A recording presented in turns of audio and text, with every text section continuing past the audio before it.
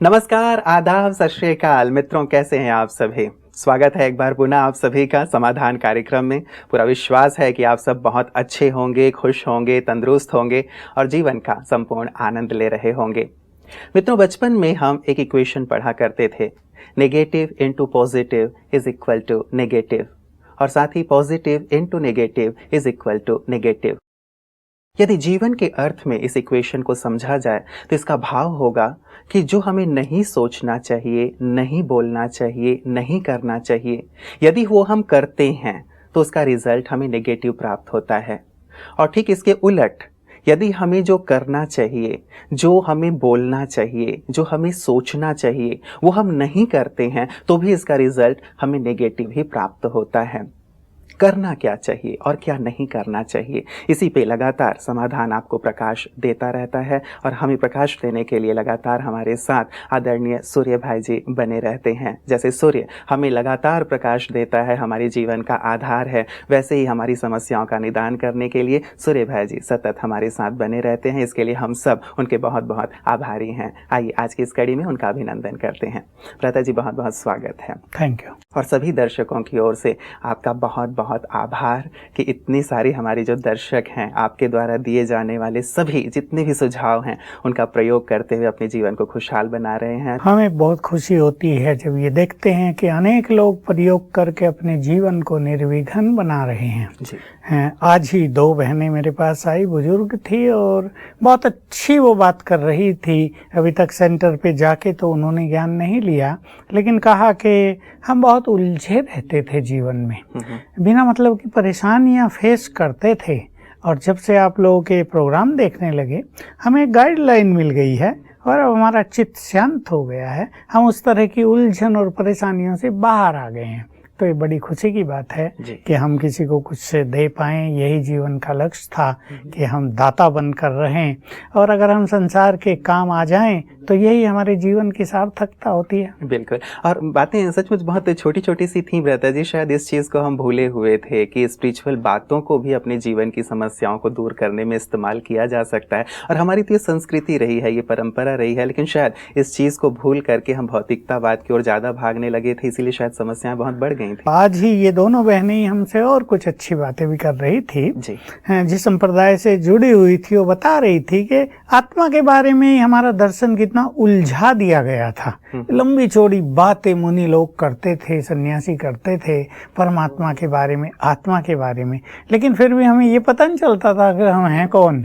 और जैसे ही यहाँ ज्ञान लिया थोड़ा थोड़ा, पहले एक ही लाइन में उत्तर मिल गया, तुम आत्मा हो, ये देह नहीं है। परमात्मा तुम्हारा पिता है, जोड़ लो उससे नाता। जो स्पिरिचुअलिज्म है, जो हमारी रिलीजियस फिलोसफी है, उसमें लोग उलझ गए थे। एक ऐसा कॉम्प्लिकेटेड उसको बना दिया गया था कि एक जन सामान्य उसको फॉलो करे, ये शायद संभव नहीं रह गया था। तो शिव बाबा ने आके हमें एक ऐसी स्पिरिचुअल नॉलेज दे दी, सरल, और उसका जो बल है, उसकी जो शक्तियां हैं, मन उससे किस तरह शांत होता है। इसके जब बहुत अच्छे अनुभव होने लगे तो हमें भी पता चला कि वास्तव में योग बल से बीमारियां भी ठीक की जा सकती हैं, योग बल से संबंध भी सुधारे जा सकते हैं। ऐसी विघन जिनका कहीं समाधान नहीं होता, जैसे कोर्ट केस चला आ रहा, 20 साल हो गए, कोई निर्णय नहीं हो रहा है, टेंशन रहती है, उसमें थोड़ी शीघ्रता कराई जा सकती है। इस तरह सबकॉन्शियस माइंड की पावर के बारे में लोग पहले बहुत कहते थे, अब भी बहुत प्रचार उसका होता है, लेकिन जिसका माइंड ही वीक हो, उसका सबकॉन्शियस माइंड करेगा क्या। तो योग बल जब बढ़ता है तो मन की शक्तियां बढ़ती है, तो सबकॉन्शियस माइंड भी मोस्ट पावरफुल हो जाता है, तो प्रयोग बहुत जल्दी सफल होते हैं। तो ये बिल्कुल सत्य है। वैसे तो हम लोग बचपन से ही पढ़ते थे और हम लोगों ने स्वयं भी किया कि योग अभ्यास निष्काम भाव से किया जाए। गीता में भी है और वैसे भी ये प्रभु वाणी है कि 2 तरह से लोग मुझे याद करते हैं, एक निष्काम भाव से, एक सकाम भाव से। योगी भी 2 तरह से योग करते हैं, निष्काम भाव से और कुछ काम ना रखते हुए। निष्काम भाव का अर्थ होता है कि उन्हें ईश्वरीय आनंद लेना है, योग से जो बल आत्मा को मिलता है उस बल को प्राप्त करना है, जो वरदान मिलते हैं उन्हें अनुभव में लाना है। उसका कुछ और कामना नहीं कि इसलिए हम कर रहे हैं, वो एक ईश्वरीय आनंद और स्वयं को संपन्न बनाने के लिए उसका तरीका है, विधि है। लेकिन दूसरा है कि मनुष्य के जीवन में जब समस्याएं आ जाती हैं, अब कोई व्यक्ति किसी चीज़ में उलझ गया, मान लो एक माँ के पास एक ही बेटा है और उसको बहुत भयानक बीमारी हो गई और डॉक्टर्स कह रहे हैं कि भाई अब पता नहीं क्या होगा, हाथ उठा दिया डॉक्टर ने। अब माँ के लिए राजयोग करना तो अति कठिन हो जाता है, उसका मन विचलित हो जाता है। ऐसे में अगर योग बल से और स्पिरिचुअल चीज़ों के प्रयोग से बच्चा ठीक हो जाता है तो माँ के लिए ये बहुत बड़ी चीज़ होती है, वो फिर निष्काम भाव से भी योग कर सकती है। तो योग के प्रयोग हमने इसी तरह शुरू किए थे। ये भगवान वाची था कि तुम योगी तो बन गए और प्रयोगी बनो। तो इसके सुंदर सुंदर जो अनुभव हुए वो हमारे अनुभव ही हमारे लिए गाइडलाइन बन गई कि भाई इस चीज़ के अभ्यास करने से ये होता है। और फिर उसमें जो साइंटिस्ट की कुछ रिसर्च थी उन्होंने बहुत अच्छा काम किया, और जो हमारे पास मेडिकल साइंस की जनरल नॉलेज थी उसने बहुत अच्छा काम किया।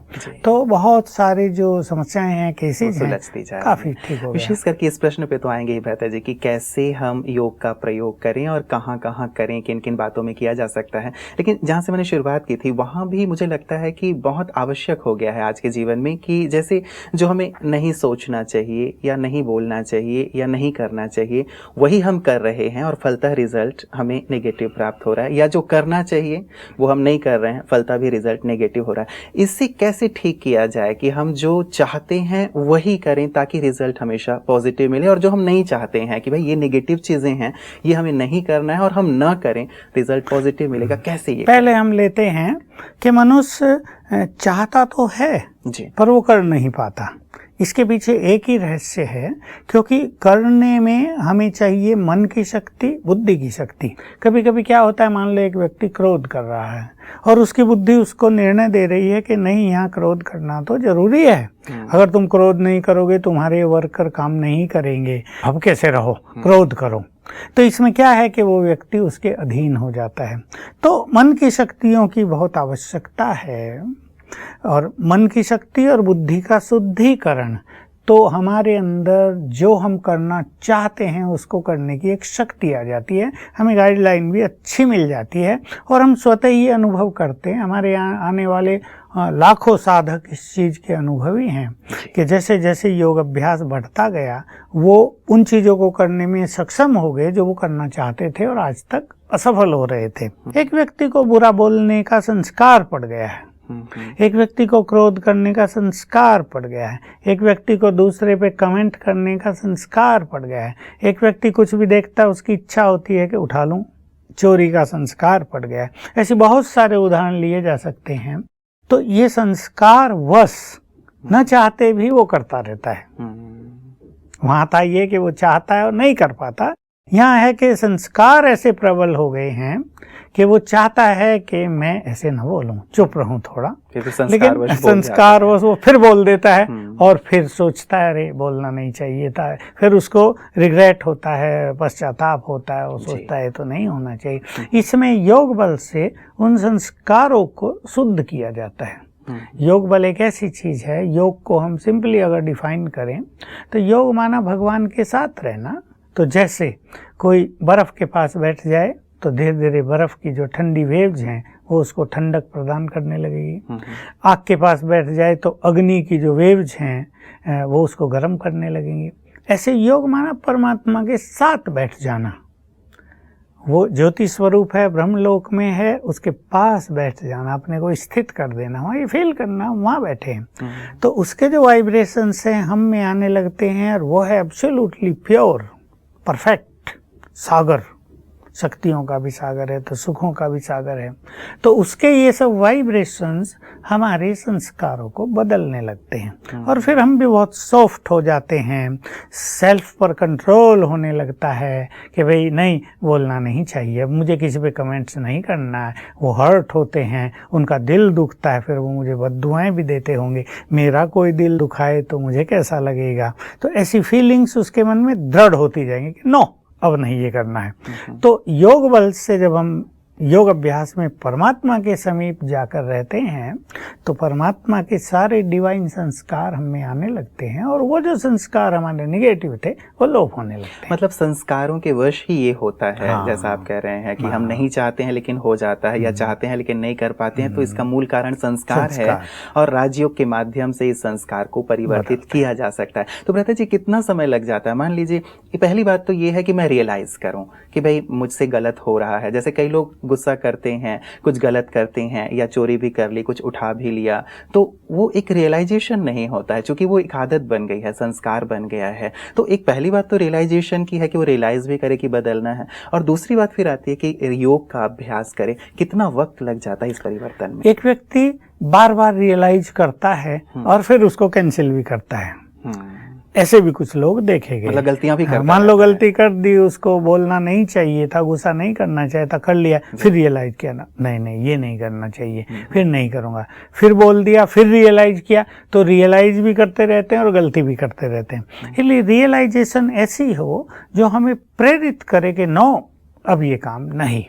तो रियलाइजेशन के बाद उस चीज को ठीक करने की दृढ़ता, ये दो धारणाएं तो पहले होनी चाहिए योग बल से पहले जी। ताकि जब हम योग करें और हमारे अंदर दृढ़ता है कि मुझे अब यहाँ ये नहीं बोलना है, तो योग बल से ऑटोमेटिकली वो हमारा संस्कार चेंज हो जाएगा बहुत जल्दी। ये डिपेंड करता है कौन व्यक्ति कितना दृढ़ है। इसलिए मुख्य जो धारणा यहाँ होगी रियलाइजेशन के साथ दृढ़ता।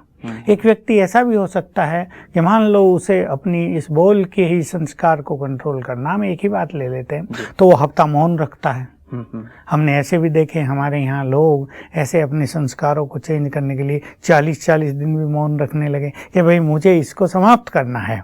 किसी का ऐसा हुआ कि 40 दिन मौन करने के बाद फिर शुरू हो गया थोड़ा थोड़ा, फिर बेचारों ने मौन रखा। इसमें तीनों चीज, रियलाइजेशन, बहुत दृढ़ता और एक सुंदर योग। जी। मौन तो रख लिया लेकिन योग अभ्यास अच्छा नहीं चल रहा, दूसरों को देख के कुढ़ रहे हैं, ईर्ष्या में जल रहे हैं, या व्यर्थ सोच रहे हैं, या और कई निगेटिविटी मन में आ गई है, तो मौन तो रख लिया लेकिन वो ताकत आत्मा में नहीं आई। दूसरी बात आपने कही है भ्राता जी, मैं थोड़ा सा चाहूंगा इस पे प्रकाश आपसे। सचमुच कईयों को रियलाइजेशन तो होता है, और मुझे लगता है ज्यादातर लोगों को होता है। प्योरिटी की बातें भी जो लोग भेजते हैं हमारे पास, मेल्स आते हैं, वो भी इस चीज को महसूस करते हैं कि ब्रह्मचर्य एक बहुत अच्छी चीज है, हमें प्योर रहना चाहिए, लेकिन वही एक संस्कार की बात शायद आती है कि उससे वो हार खा लेते हैं या दृढ़ नहीं रह पाते, और फिर वही गलत जगह पे उनकी बुद्धि जाती है और कई बार वो गलत कर जाते हैं। ये दृढ़ता जो है वो कैसे डेवलप किया जाए? कैसे मतलब व्यक्ति हो कि नहीं बस अब मर जाऊं लेकिन करना ही है? ये जो चीज है प्योरिटी इम्प्योरिटी की, ये एक ऐसा केस है कि हर एक व्यक्ति के अंदर, हर आत्मा के अंदर इम्प्योरिटी के संस्कार हैं। किसी के संस्कार कई जन्मों से ज्यादा प्रबल हो गए हैं। मान लो बहुत गंदा जीवन किसी ने जिया, बिल्कुल वो निगेटिव मार्ग पे चला गया, शराब पीने लगा और विषय वासनाओं में रत रहने लगा, अपना सारा धन संपदा भी उसमें लगा दी उसने। अब वो रियलाइज करता है कि अभी से मुझे छोड़ना है, दृढ़ भी होता है, लेकिन फिर वही कि वो जो संस्कार है वो उसे विवश करते हैं। तो इसमें दृढ़ता के साथ बहुत अच्छा योग बल चाहिए। और योग बल को मैं ऐसे कहूँगा कि ऐसा अगर कोई विशेष चीज़ है, जैसे प्योरिटी इम्प्योरिटी की बात है, तो 2 घंटे तो योग अभ्यास करना चाहिए बैठकर, चाहे वो 4 बार बैठें चाहे 2 बार बैठें, सवेरे रात शाम को, और 2 घंटे कर लेना चाहिए कर्म में। और अच्छे स्वमान जिनकी हम चर्चा करते आए हैं उनका अभ्यास सारा दिन कर लेना चाहिए, और ऐसी प्रैक्टिस मैनेज कर लेनी चाहिए कि कामकाज के बीच बीच में 1-1 मिनट देह से न्यारा होने की प्रैक्टिस।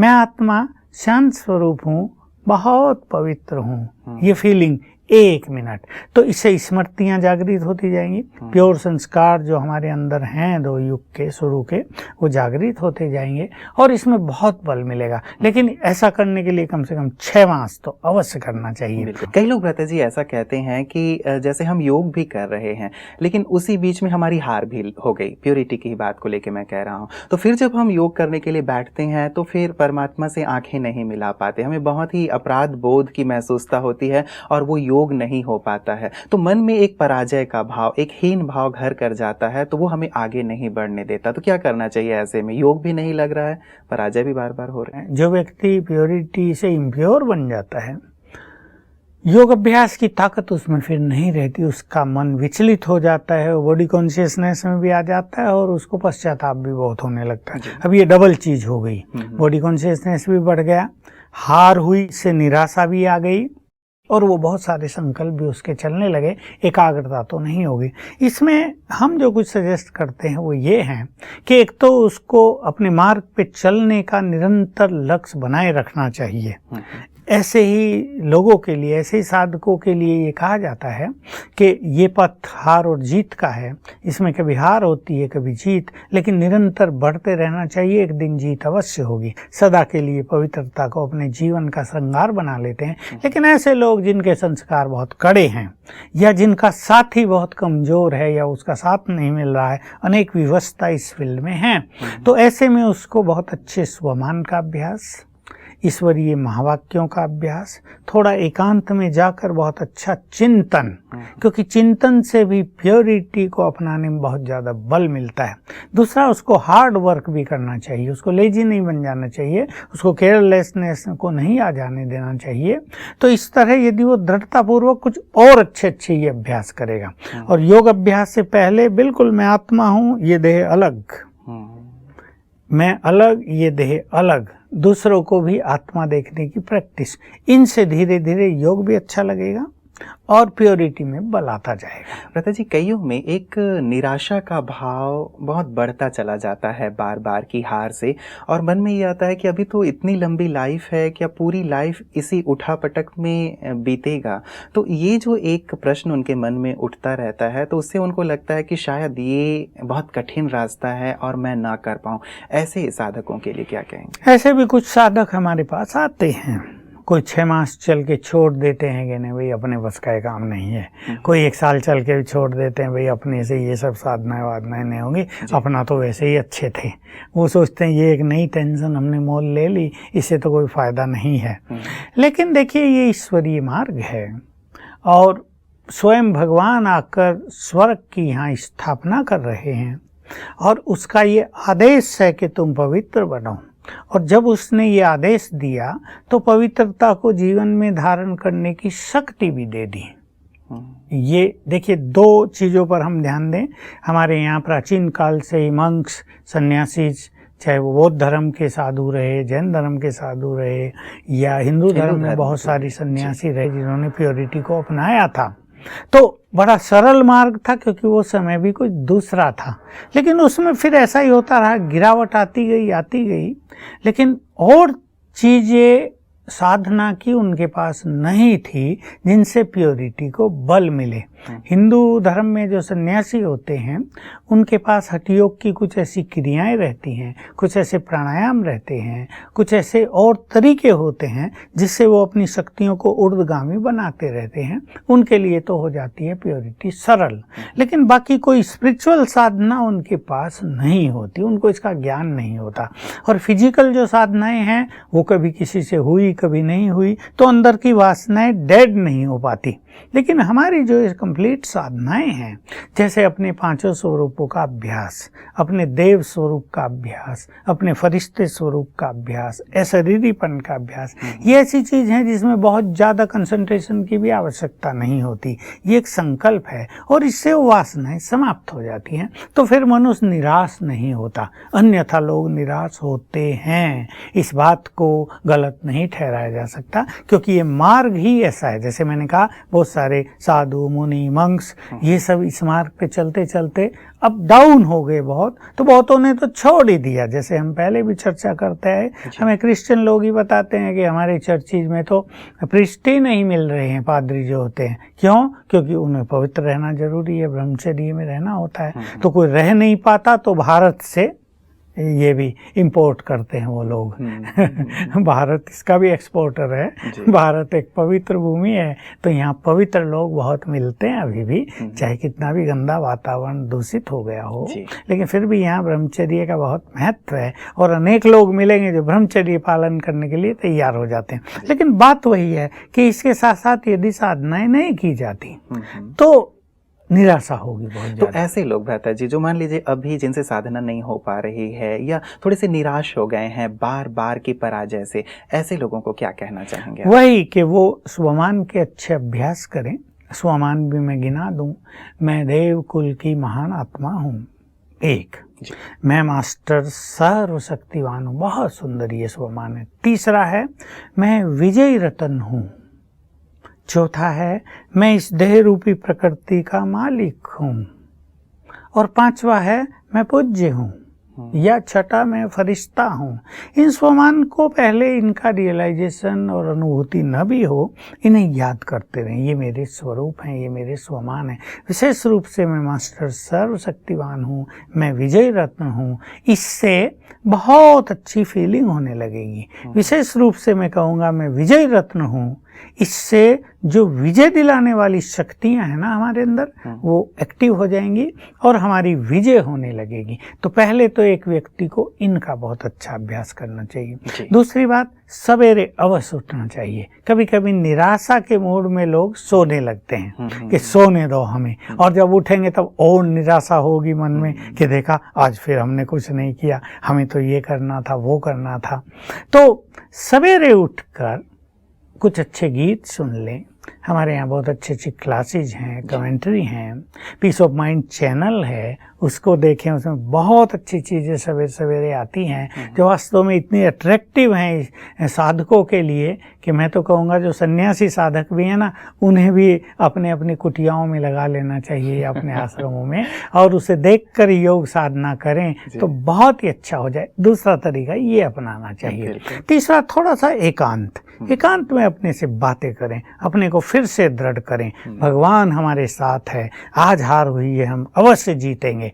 इस तरह की दृढ़ता रोज एकांत में आधा घंटा 15-20 मिनट भी जाके करें तो ये निराशा के काले बादल हट जाएंगे। चलिए, ये तो औषधि का काम करेंगे भ्राता जी जो आपने बताया है कि अच्छी तरह अपने आप से बातें और लगे रहें। वैसे भी व्यक्ति हार तब जाता है जब हार मान लेता है। हम हार क्यों माने, हम लगे रहें, क्योंकि एक अच्छा कार्य कर रहे हैं। बुरा कार्य करने वाले आप हमेशा एग्जाम्पल देते हैं कि वो नहीं हारते, लगे रहते हैं, तो अच्छे कार्य के पीछे क्यों ना हम लगे रहें। जैसे आपने प्रारंभ में ही कहा, संस्कार बन जाता है कईयों का, जिसके कारण चाहते हुए भी नहीं कर पा रहे हैं। तो ये संस्कार जो हैं, आदतें जो हैं, कितना वक्त लग जाता है इन्हें बदलने में? वृत्ति को अगर हम दृढ़ कर दें, और वृत्ति दृढ़ होती है व्रत से, मैं छोटी सी बात कर रहा हूँ, व्रत, एक प्रतिज्ञा कर लें। कई लोगों को हमने देखा कि उन्होंने ऐसा व्रत ले लिया कि कुछ भी हो जाए अब ये हमारा मार्ग है, चाहे हमें अंदर कितनी कठिनाई हो, चाहे बाहरी रूप से कितने भी कष्ट हों, अब यही हमारा मार्ग है। क्योंकि भगवान ने जो स्वयं सुझाई हैं चीज़ें,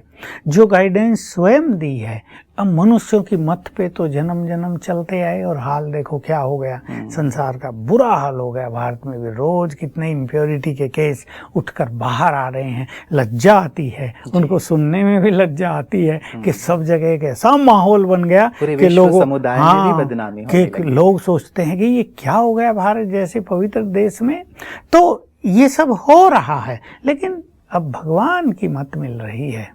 मनुष्यों की मत पे चल के तो देख लिया, अब भगवान की मत पर हमें चलना है, ताकि ये जो गंदगी बह रही है, जो ये पाप का नाला बह रहा है, जो ये विषय विकारों की वैतरणी नदी जिसको कहते हैं, इससे हम मुक्त हों। तो अब ये सोच लेना चाहिए कि मुझे तो भगवान की मत पर चलना है। मनुष्यों की मत पर चलकर मैंने देख लिया, अब हम भगवान की मत पर चलेंगे तो हम ये सभी धारणाएं सहज अपना सकेंगे। और मुख्य रूप से अब हमें सोचना है अपने देश के लिए। अब ये एक ज्वलंत बात हमारे सामने आ गई है कि हम केवल अपनी प्योरिटी के लिए क्या सोचें, हमें तो भारत को पवित्र बनाना पहले, फिर विश्व को। तो भारत को पवित्र बनाने के लिए हमें पवित्रता का सहयोग इसमें करना ही है।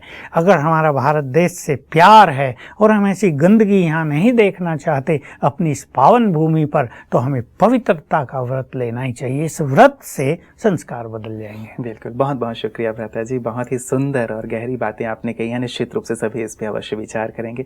आज की सुंदर चर्चाओं के लिए आपका बहुत बहुत शुक्रिया। मित्रों, संस्कार परिवर्तन एक बहुत बड़ा विषय है कि कैसे हम अपनी आदतों को बदलें, कैसे हम अपने संस्कारों को बदलें। पहली बात तो ये है कि हम रियलाइज़ करें कि सचमुच ये आदत नहीं होनी चाहिए या ये चीज़ें होनी चाहिए।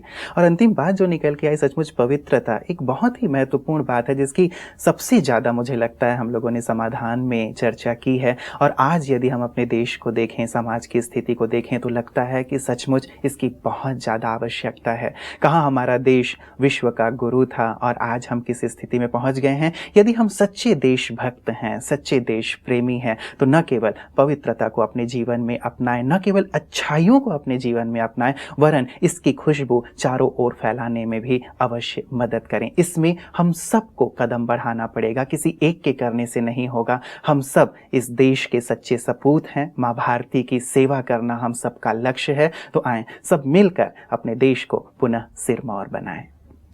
नमस्कार।